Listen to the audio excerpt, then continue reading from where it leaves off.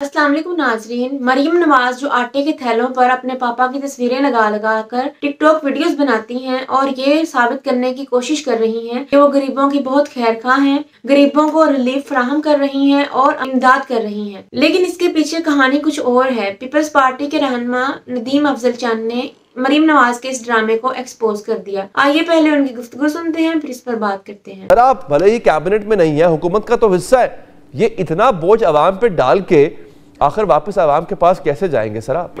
अली भाई, बात बड़ी सीधी सी है कि पाकिस्तान बड़े मुश्किल हालात में है और स्पेशली पाकिस्तान की आवाम अशराफिया मुश्किल हालात में नहीं है, आवाम मुश्किल हालात में है। और आवाम में से भी जो तनख्वाहदार तबका है, जो मजदूर है और जो किसान है और सफ़ेद पोश तबका। लेकिन अगर हमारे मंशूर को इन्होंने लिफ्ट ही ना करवाई तो हम यकीनन बोझ भी नहीं उठाएंगे, हम ना मीडिया पे बैठ के इनको डिफेंड करेंगे। हाँ तक गलत पॉलिसीज हैं तो मेरे ख्याल में अगर एलीट क्लास को अशराफिया की मरात, इस वक्त सबसे बड़ी करप्शन हो रही है मरात में की मद में, तो मैं समझता हूँ मरात अगर लोगों की कम नहीं होनी ना जी, तो अवाम को भी कुर्बानी देने का, उनसे कुर्बानी लेने का कोई हमारा हक नहीं है।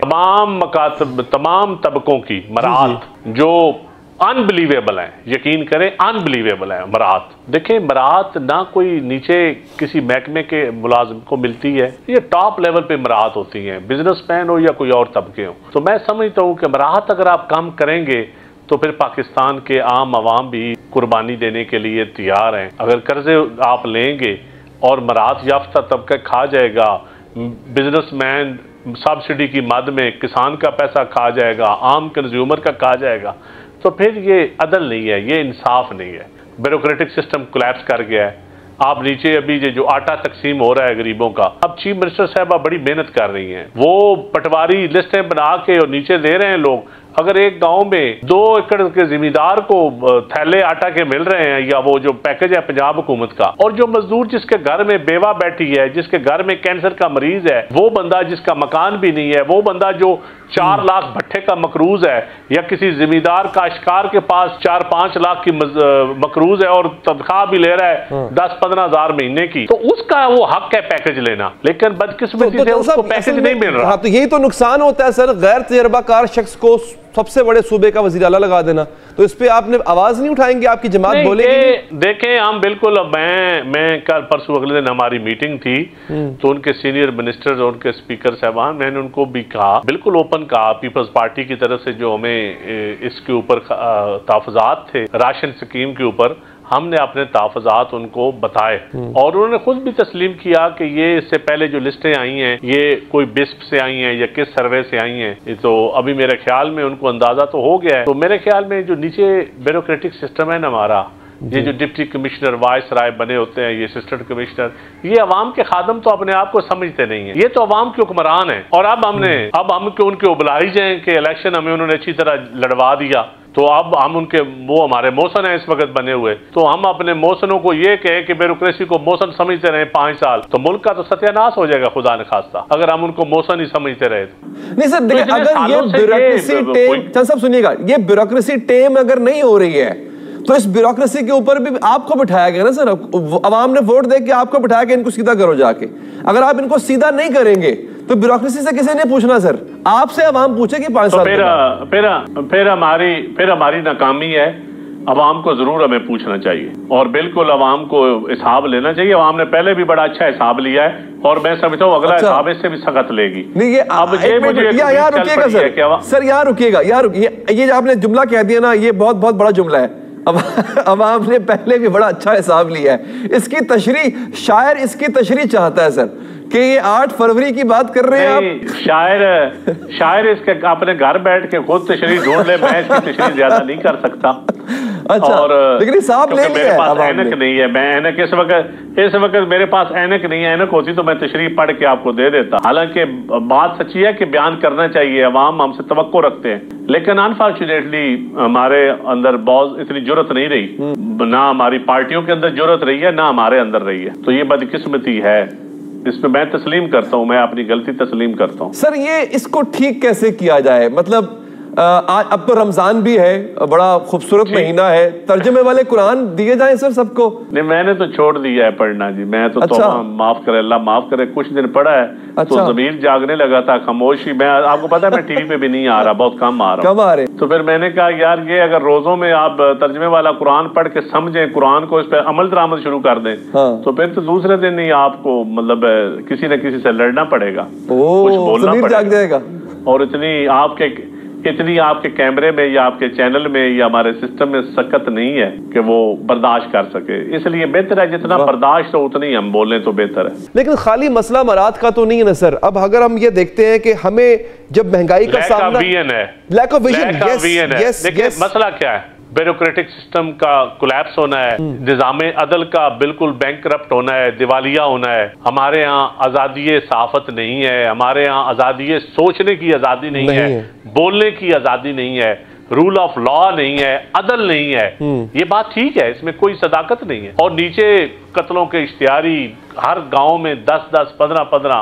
आप पंजाब में कभी अगवा बराए तवान नहीं होता था, पंजाब में कभी स्नैचिंग बहुत कम होती थी, अरूज पे है पिछले कई सालों से। उम्मीद है मुझे डायरेक्शन वो ठीक करेंगी, नहीं करेंगी तो हम तो अवाम में, मेरे जैसा बंदा तो अवाम के साथ खड़ा हुआ। मेरे सामने इस वक्त कुछ ये स्टैट्स हैं, मैंने अभी पढ़ रहा था सर। ये हमने इस साल जनवरी में सबसे महंगी बिजली पैदा की, डीजल से 45 रुपए और 61 पैसे का यूनिट सर हमने पैदा किया। फिर सर हमने क्या किया, अब IMF के कहने पे हम ड्यूटी बढ़ाने जा रहे हैं सर, इलेक्ट्रिसिटी ड्यूटी बढ़ाने जा रहे हैं, हम कैपेसिटी चार्जेस इंक्रीज करने जा रहे हैं, जनरल सेल्स टैक्स इंक्रीज करने जा रहे हैं।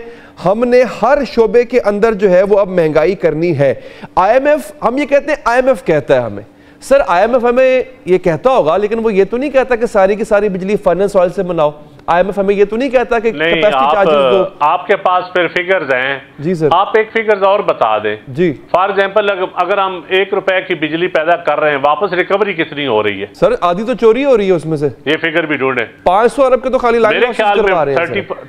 30% लाइन लॉसेस या चोरी या बैड गवर्नेंस, 30 to 40%। मेरा ये अब तो मेरे पास एग्जैक्ट आज के फिगर नहीं है लेकिन आप चेक कर लें, बेशक वापडा की वेबसाइट से चेक कर लें या नेपरा की वेबसाइट से चेक कर लें तो 40% के करीब आते हैं। लेकिन देखना यह है कि नेपरा का क्या रोल है, देखना यह है कि हमारी जो डिस्कोज हैं या हमारे जो सेक्रेटरी साहबान बैठे हुए हैं, या हमारे जो ब्यूरोक्रेसी की एक लाट हमने बिठाई हुई है, जो मरात लिए जा रहे हैं, ये लाइन लॉसेस अगर उन्होंने कंट्रोल नहीं करने तो ये किसके लिए बैठे हुए? इनका काम क्या है? वो आपने अवाम के ऊपर बोझ डालना है। अगर वही आप कंट्रोल कर ले तो आप बिजली महंगी करने से तो बच सकते हैं। अगर गुड गवर्नेंस दे दें, आप वापडा के महकमे के अंदर ये अच्छी गवर्नेंस दे दें, और यकीन जाने कुछ छोटा सा चोर भी पकड़ा जाता है तो 1.5 लाख जुर्माना, 2 लाख जुर्माना, FIR। और कोई फर्नेस मिल वाला पकड़ा जाता है तो उसको तो पकड़ता भी कोई नहीं है। खुद वापडा के नीचे मुलाजम चोरी कराते हैं। मेरे अपने 3 ट्रांसफार्मर चोरी हो चुके हैं, तो मैं किसके आगे रहूं? मैं आपको बताऊं, मेरे ट्रांसफार्मर चोरी हो चुके हैं। ट्रांसफार्मर चोरी जो आम काश्तकार है, आम जो आदमी है जिसका ट्रांसफार्मर चोरी होता है या ट्रांसफार्मर जल जाता है, जलने के भी वापडा वाले 30,000 to 40,000 40,000 रुपया लेते हैं। चोरी वापडा के अपने बंदे चोरियों में मिले हुए हैं।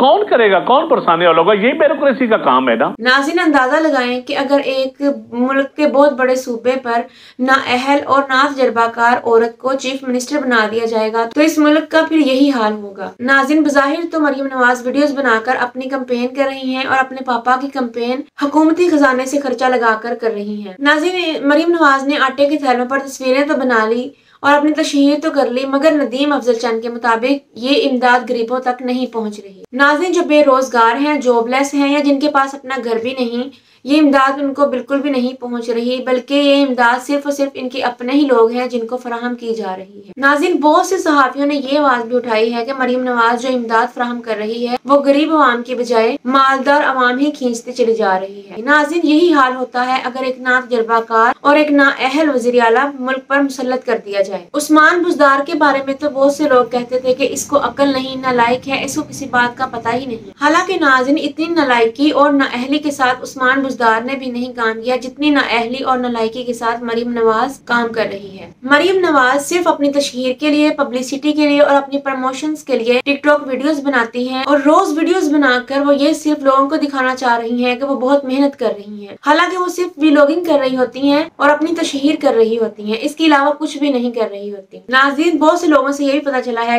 अगर किसी गरीब को बड़ी मुश्किल से या बड़ी किस्मत से आटा या इमदाद मिल भी जाती है तो वो आटा इतना गैर मेयारी होता है कि उसमें चोकर बड़ी तादाद में पाई जाती है और वो इतना गैर मेयारी होता है कि खाने के भी काबिल नहीं होता। नाज़रीन, इसके अलावा जो एलीट क्लास अशराफिया को अमरात दी जा रही हैं वो अमरात अरबों डॉलर्स की बनती हैं और उनसे अमरात वापस भी नहीं ली जा रही, बल्कि गरीब अवाम पर मजीद बोझ डालने की कोशिश की जा रही है और मजीद लोगों पर टैक्स लगाया जा रहा है। मगर जो एलीट क्लास अशराफियां हैं, ना तो उन पर टैक्स का बोझ डाला जा रहा है और ना उनसे अमरात वापस ली जा रही हैं। नाज़रीन, इसका मतलब तो ये हुआ कि ये मुल्क सिर्फ अशराफिया का है, यानी अशराफिया यहाँ अयाशियां भी कर सकती है और इस गरीब मुल्क की गरीब अवाम जो यहाँ रोटी को तरस रही है, वहाँ इस मुल्क की अशराफिया आपको अयाशियां करती हुई नजर आएंगी। तो नाज़रीन, ये जाहिर होता है कि कायदे आज़म ने ये मुल्क मिडिल क्लास लोगों के लिए और आम लोगों के लिए बनाया था, मगर बदकिस्मती से इस पर एलीट काबिज हो चुके हैं जो खुद तो अयाशियां करते हैं मगर इन अपनी अयाशियों का बोझ गरीब अवाम पर डाल देते हैं। नाज़रीन, अपनी राय का इजहार कमेंट में जरूर करें। अगली वीडियो में मिलते हैं, तब तक के लिए अल्लाह हाफ़िज़।